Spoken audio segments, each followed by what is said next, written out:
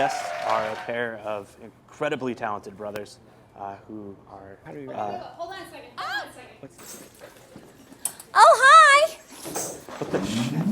Oh, The God. people's clowns are here. Hey! Hi. How's it going? What's your Good. name? I'm David. And how do you spell your name? D-A-V-I-D. Oh, fantastic. Hi, how's it going? Good Hi. morning. Good morning. Hello. Good to see you, sir. Hi, I'm David. Hi, David. I'm Dingo. Hi, This is Dingo. Olive Rootbeer. Hi. And we're two local clowns that came to interview you to make sure you're ready to be the late night talk show. Oh, jeez. We're sure you are. We're sure you are. But we're just going to do some quick questions. Okay. Just to check. Okay. And I think I got the first one right because my name is David. that was going to be my first question. You totally did it. So that's one for you. Got One it. point for you. Okay. And 0 points for the people's clowns. She's rolling up that very protective, whatever so that I is. think you need to do this one. Thank first. you. That was... Second question is, can you do this job without electricity? Can you do this without electricity? No. No. Good. Write that down, everybody. Cannot do it without. Okay. All right, third question. Would you do this for a dog? Would you ask a dog, or would you maybe have a Great Dane have some babies on the couch? Would that be worth interviewing about? Great Dane babies. Here, why don't you hold this, please? Okay. Okay, I gotta admit, it's always been my fantasy.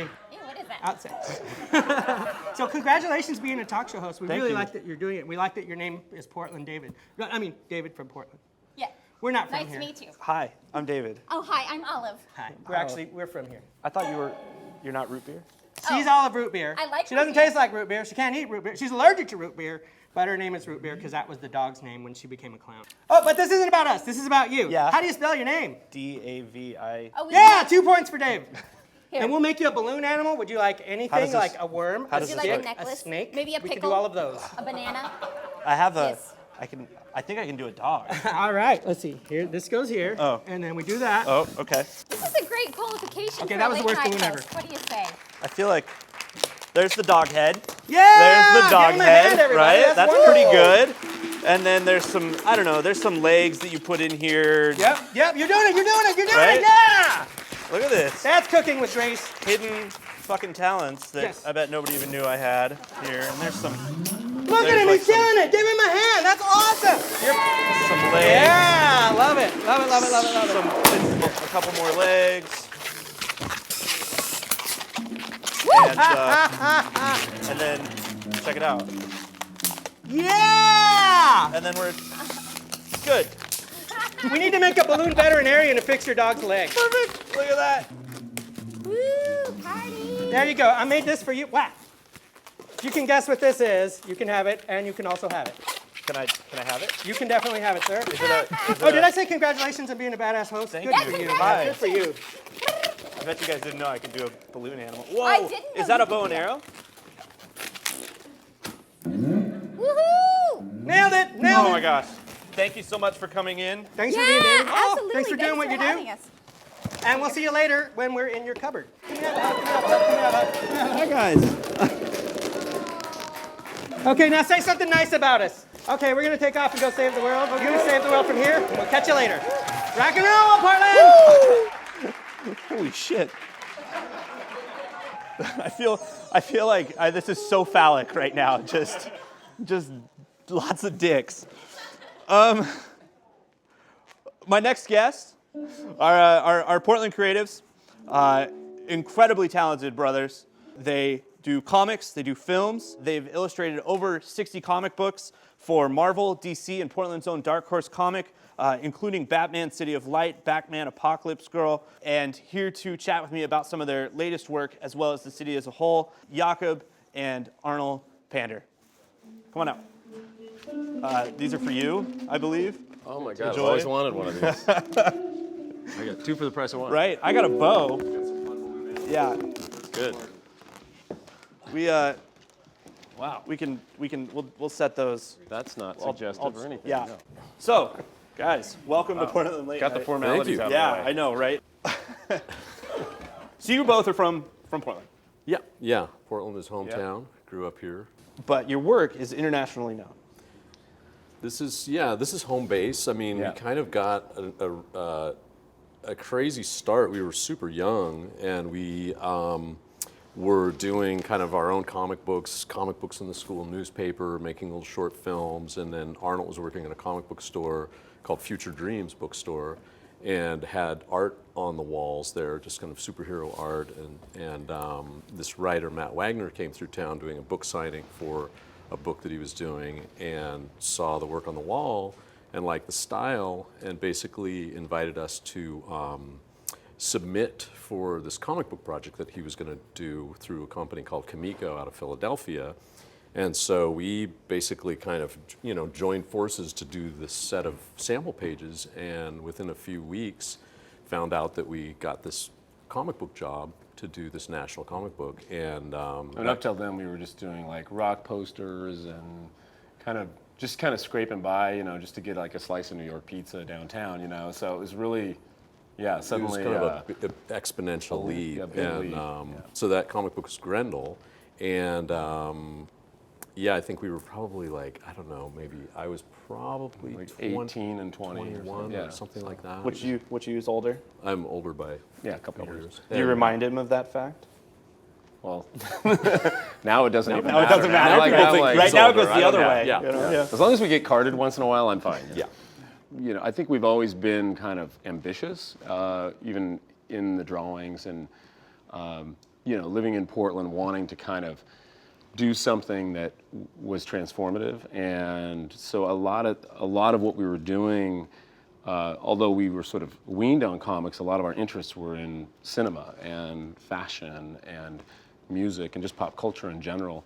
And so that kind of found its way into that book, Grendel, which I think was the kind of key to its success. This is kind of in the early, mid-'80s, really associating comic books with it, superheroes and action. And at that point, there was a kind of a little undercurrent of indie comics that was, very, still very nerdy in a lot of ways. It wasn't like what you see today in indie comics. It was just really kind of DIY kids, young people kind of doing their own characters. And so when we sort of came into that, we brought, I think, something a little more kind of broader than, in terms of influences into comics. And so it just kind of, it was just good timing.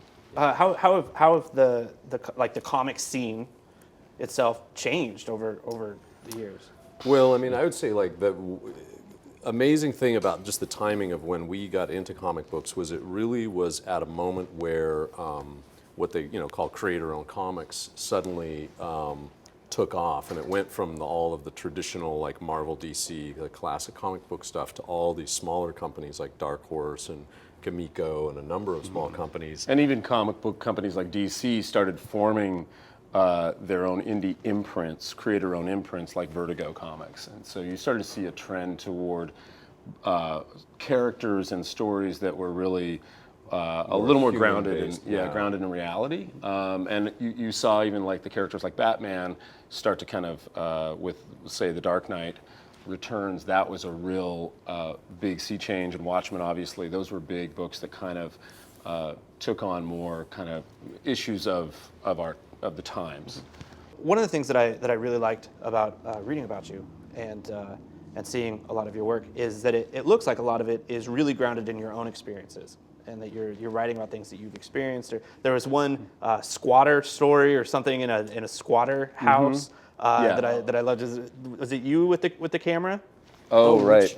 Well, it's probably so. Right. Yeah. So we did this book for Dark Horse that we're actually doing sort of a reboot on. It was originally called Triple X.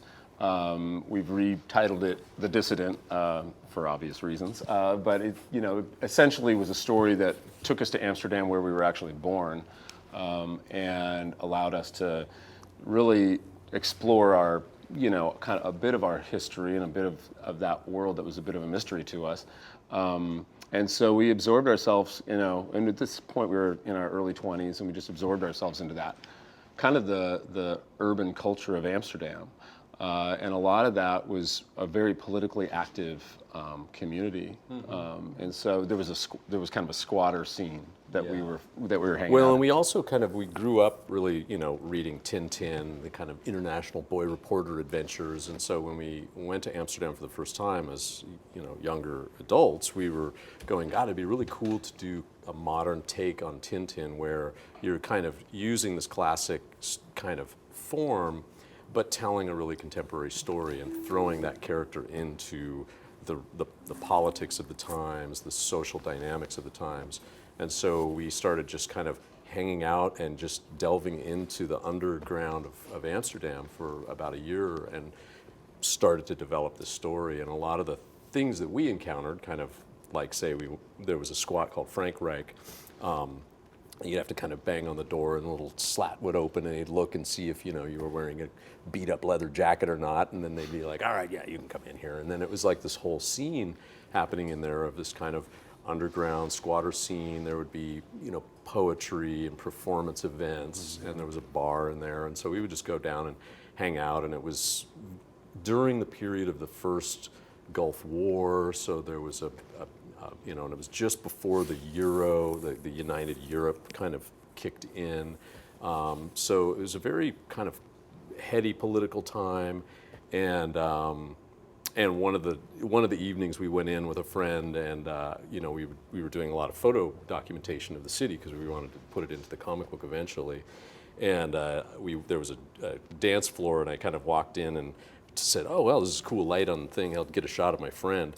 And all of a sudden, as soon as I pulled the camera up, all the music turned off, the lights went out, this booming voice of "Geen foto machen," no photos, came, and all these, you know, like squatter 10 dudes squatters rushed the rushed room, me and we were like, you know, pulled my camera away, and all this chaos, and basically they were, you know, concerned with spies and infiltrators photographing their infrastructure. there would actually, there'd be police that would dress up as, you know, squatters and kind of wear the uniform, as it were.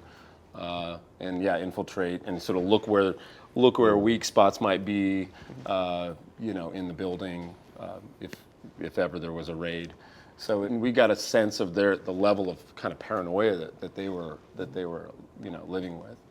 And so you put that into. So yeah, we did that scene, but with an actual secret police guy, you know, with a mohawk and the whole thing. So we thought, okay, well that should go in the comic, you know. Yeah. I've got a couple of your comics here. Yes. Too. Classic. Right? Yeah, we have them stored away all over the city in Yeah. people's Right. desks. And Yeah, they're just random. I didn't put it in there. It's just in there. We've got XXX Yes. and Girl Fiend. So XXX is the book that we did in Amsterdam in the 90s, and it was originally intended to be color, but because of the economics of the time, at the last minute, they were like, well, we can only do this in black and white. So with the kind of advent of the internet and digital publishing, we've spent the last 5 years really remastering a lot of our earlier work from that period. And the biggest one is XXX, which we're rebranding as The Dissident, which was its original title. Yeah. That we proposed, and we're coloring it. And so that on January 1st, we're actually going to be beginning with the prequel that we're drawing brand new, called The Dissident Opt-Out, which really sets the story in motion and really deals with kind of the encroaching danger of all of the technology that we're using to kind of share and be connected, but also the dark side of its ability to track and be used to, to say track down protesters that are trying to speak out against tyranny and oppression. So Opt-Out is kind of a story that about a movement that decides to try to completely opt out of all technology so that they can't be tracked, but soon the powers that be deem that illegal, and it kind of explores the ultimate ends of what might happen in a situation like that. And that kind of launches our character into then the book that we wrote 20 years ago, which we'll be releasing online. And you said that you're doing a digital remastering of it?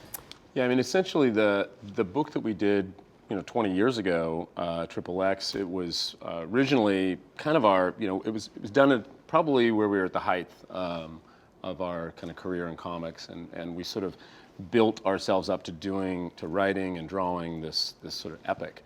And we were very idealistic at the time about it, but it did take a long time, and we drew the hell out of it, basically. And it just, it went over schedule, and Dark Horse at that time decided to kind of cut costs. Actually, the industry started to shift back to superheroes, Image Comics in the early 90s. suddenly all these books like Spawn repopularized the superhero, so the indies were starting to kind of wane in terms of popularity. So there was a lot of pressure to get the book out as is. And so it was published originally in black and white. And for us, it kind of stuck with us. Like, the book was retitled XXX because the publisher felt that was a bolder title. It was our working title at the time. And we just felt like, we need to re-release this book as it was meant to be experienced. And as such, we also felt that, the story really takes place in Amsterdam and kind of away from the issues we're dealing with currently. And it just kind of worked out because in sort of rebooting it, that we would do this prequel because, the story really is about a young dissident who is forced to escape New York City after democracy falls and the city falls under martial law.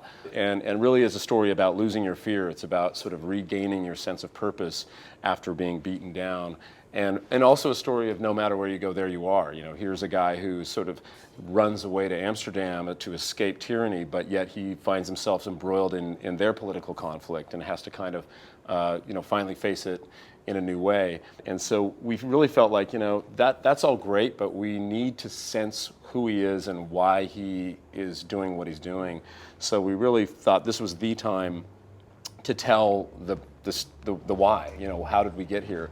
And as such, it's really an opportunity to kind of take on the issues that we're dealing with in sort of, the digital space of having really kind of evolved with smart devices and really kind of opting into a system and really kind of accepting the conditions, and a lot of times not reading the fine print. And, a lot of people don't even realize that, Facebook isn't a democracy. It's a private entity, and you're opting into their rules and regulations. So, and they're selling information to, like Geophedia, who is essentially, a technology that is based on, facilitates tracking, social media users. So, it's all, and the NSA looks at it like, well, if you're not doing anything wrong, then you have nothing to fear. Right, what's it matter? Yeah. And so we've been, I think, in that paradigm, and so now we're kind of seeing the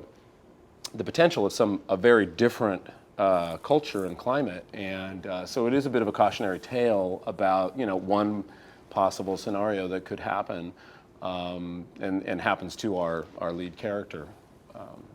So, if people want to go, the dissident, right? So if people want to pick it up, January 1st, 2017, where can you get it? We are releasing it online. It'll be a digital comic at fusecomics.com, which is our digital imprint. We also have a lot of our other works up there: Tasty Bullet, Secret Broadcast, which is a pirate radio story that actually has a soundtrack with it. One of the things that we're doing is creating multimedia comics, transmedia comics. So the great thing about the digital space is you can have film, music, comics, and that's one of the things that we're doing with Fuse Comics, is just bringing all of those passions together just creatively. And so, yeah, January 1st, the Dissident Opt-Out will launch on fusecomics.com. Gentlemen, thank you so much for coming in. Thank you for having us. That was a blast. Yeah, all right. Excellent. Thanks a lot. We'll be right back after this.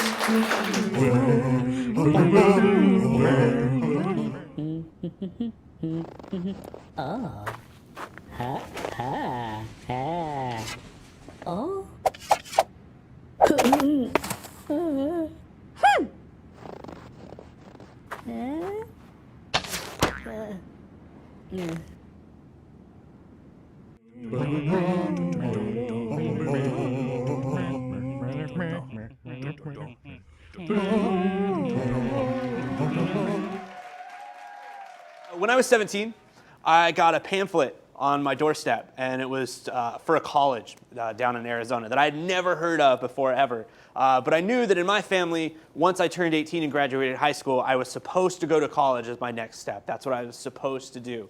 And this place waived my application fees, so I figured, fuck it. Why not apply and go to random college in Arizona? Probably not one of the best decisions of my life, and definitely wasn't made in the best way. So I reaped what I sowed. College and education in this country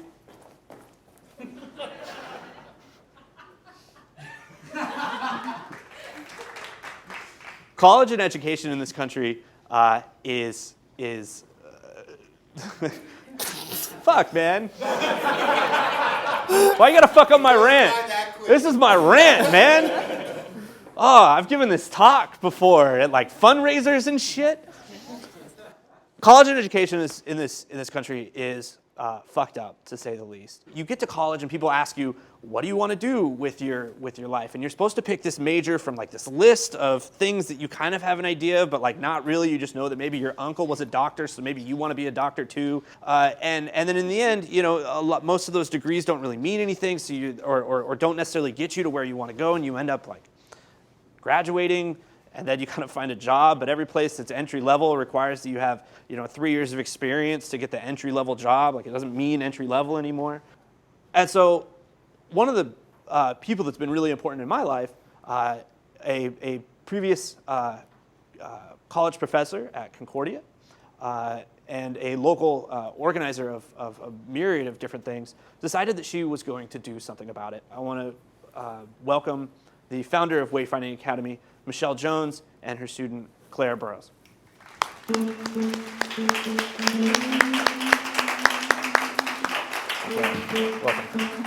Hey, that was a great introduction. You're not mad about the college system at all, are you? I know, yeah. Can you tell that I still have a little bit of anger little there? mad? A little bit mad about it? I'm a little bit resentful. Yeah. My student loan payments go out every month on time. I'm making somebody rich. How much student debt do you have? Are you That willing is to tell us? No. A lot, though. It is more than I am willing to discuss. It's enough that it has made it so that I have taken some opportunities over other opportunities. So your choices have been limited because of it. Yeah. Yeah. Yeah, that's fair to say. A lot of meaningful work doesn't necessarily pay as much. You look at like a lot of nonprofits and really interesting stuff, and those are off the table for me. Yeah. Typically. Yeah. So tell me about wayfinding. Where did it come from? Oh my gosh. It came from stories like that. Stories like what you just shared with us. So I was a college professor for 16 years, and pretty much on a weekly basis I would hear stories about that. I would usually have students take my classes when they were juniors and seniors, so kind of towards the end of the process, when they had racked up a lot of that debt and they were trying to figure out what they wanted to do next. And I'd hear a lot of stories. My classes were organizational behavior leadership classes, and a lot of the questions we would talk about are, who are you, what are your values, what are you passionate about, what do you want to contribute to the world? And students would say, they'd be grateful for being asked and grateful to have the opportunity to talk that through and think that through and make those plans. But rightfully so, they would say, why are we not asked this until the end? Why weren't we asked this at the very beginning of college, or even better, before we went to college? And they were right. These are the questions that should come first. They shouldn't be the ones that are asked at the very end.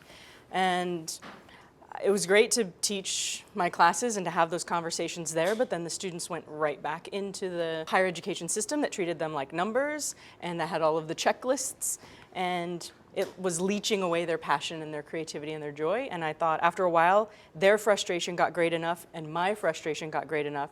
I thought, this is completely backwards, we can do it better.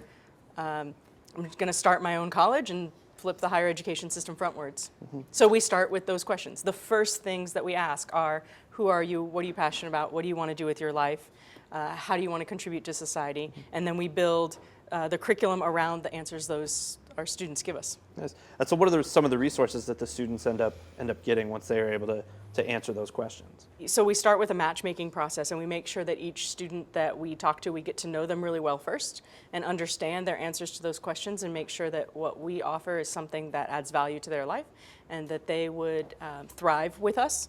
And so half of their experience at Wayfinding, it's a two-year private nonprofit college. Half of their experience is a core curriculum that they take together as a cohort, designed to help them be good citizens and human beings no matter what they do. The other half of their experience is handcrafted for each of them. The guides help them really navigate not only those 2 years, but help them figure out what they want to do after and get completely set up to do that so that by the time they leave Wayfinding, they will have already started doing what they want to do with their life. Claire, will you share what kind of happens in that meeting a little bit? Oh, yeah. Yeah, okay. Betcha. I mean, okay, so first off, it's different for every student. There's 2 guys, there's Poe and Jesse. So I just speak from my personal experience, but it's been amazing. The first time I sat down and had a meeting with him, he was like, "So you knit?" That's what I do. I love knitting. I love teaching. And the conversation just went from there about why do I want to teach, and why do I want to specifically teach crafting, and why is that important to me? What does that serve? What is that purpose?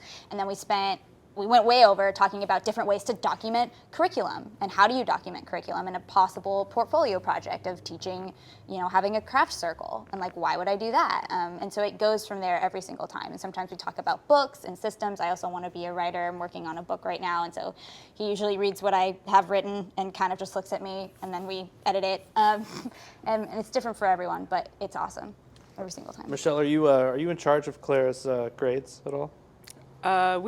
We don't have grades. Perfect. Okay, good. Yeah. So the real question here is what drew you to Wayfinding Academy first, and so far, at least, has it lived up to your expectations? There's a lot of reasons why I was drawn to wayfinding. I was homeschooled, and for me, education has never been about being in a box and being told what I need to learn and when I need to learn it. And I knew and I was really aware that I had that privilege. So transitioning into this phase of adulthood, I looked at our college education system and I tried it, and it was just so frustrating. And to the point where I was like, why? I don't see how this is benefiting me, and I don't see how this is benefiting the world. I feel like I'm just being jostled from point A to point B, and it wasn't working. And I heard about wayfinding through a podcast. And the second I heard about what wayfinding was, I was like, oh, it was almost like light bulb was like, oh yeah, this is what I've been waiting for. That's exactly where I want to go and where I want to be, and what I want to be a part of. What about it has resonated with you? Having learning as an intentional and meaningful thing, that we're more important to the world than we think, and that we all have something to contribute and to be cultivated and to be learned as people and a community. That's really what drives me to it. Nice. Do you hear that a lot, I do. Michelle? I do. It's an honor and a privilege to get to be in communication with all of these students like Clara. Clara's in our inaugural cohort, which is a huge risk and amazing. We have 15 students in our inaugural cohort, and we're looking right now to try to find our next set of students, which is pretty exciting. And I got to hear Clara and about 6 or 7 other students yesterday talk with some prospective future students. And I'm honored and humbled that this is what they say, that it matters, and that they feel like they're always stretching and learning and growing, and how grateful they are to have a community of people who they get to do this with. Because I think there's a lot of power in that, in feeling like you're part of a true learning community, which I never saw fully happen at any of the places I ever taught before. And Clara's story is pretty typical of most of our inaugural cohort of students, that they tried the traditional college system and very quickly learned that it wasn't a place where they felt that sense of learning community and thriving and stretching, and they wanted more for themselves. And it seems like until wayfinding came along, they didn't really know what to do with that craving, with that yearning. And so I think we're filling a great need, as you talked about, and as pretty much everybody's aware of. Higher education is broken and needs to change and needs improvements from a lot of different directions. And wayfinding is one way that we can get there. And I hope that we're able to nudge change in the higher education system by creating a model that's a viable alternative to the current way we do college. You mentioned a couple times community, and that it sounds like that's what you're trying to build. What role does community play in wayfinding? It's everything, and I think maybe Clara can tell us about the student community, but in terms of the founding of a college, which is not a thing that happens. Colleges don't start. It's not really common, right? And so when I set out to do this, I first had to figure out, well, how the hell do you do that? How do you start a college from scratch? And so we took a pretty innovative approach. We're definitely a nonprofit entrepreneurial startup college, which is sort of an interesting way to do it. So we decided to embrace that. We started with a crowdfunding campaign. And that's where we really saw the first sign of power of community. More than 700 people supported the thing. We raised $206,000. We're the most funded Indiegogo campaign in Oregon history. And that, yeah, right? So, but having that many people come forward and say, this is a thing that should exist, college is broken, let's do something to fix it, and we've seen that continue ever since then. So one of the things that students get when they join Wayfinding is that community, those 700 people, and all of the hundreds of people that have come after that and said, oh no, I want in too, count me in. And they teach and they volunteer with us and they donate funds to us and they attend labs with students and they come to Wayfinder Weekend and they do all of these things with us. So it truly is, one of the lines of our creed says that we believe community and college should be woven together. And we try to live that all of the time and have that community. So in terms of the broader Portland community, that's how I think it comes together a lot. And I think that on campus, there's community too. I'd say both. And again, it's that interweaving. That's something that's amazing about it. Like when I go to labs, I'm meeting new people that are already there and already excited about this, and I get to see what they're doing in their lives, and that's amazing, and having that connection. And then there's the community of these 15, we're just kind of right now like this pod of people who just took this leap. And there's this sense of like, we're all different, we're all individuals, and yet we're all so in it to support each other and see each other thrive and see each other grow. And like, we're so here to help each other, whatever is needed, and support that growth and that education. We are searching for our second cohort of students that will start in August 2017. And so we've got a whole team of people ready, standing by to talk to anybody who thinks they might be interested, because we really do get to know every student one-on-one very intentionally from the very beginning. So I think Claire and I, we got to know each other for 4 or 5 months before the application process even opened. So right now we're starting those conversations. Our application process opens in January, and our early deadline will be in March, so that students can apply by March and be eligible for the scholarships that we have to offer for students for the August 2017 start. If you or someone you know might be an amazing prospective student for Wayfinding Academy, go to wayfindingacademy.org and find out some more info. Get in touch. Awesome. Michelle, Claire, thank you so much for coming on and talking about Wayfinding. It's fantastic what you're doing in St. John's, Michelle, and I wish you all the best. Thanks, David. All right. Thank you.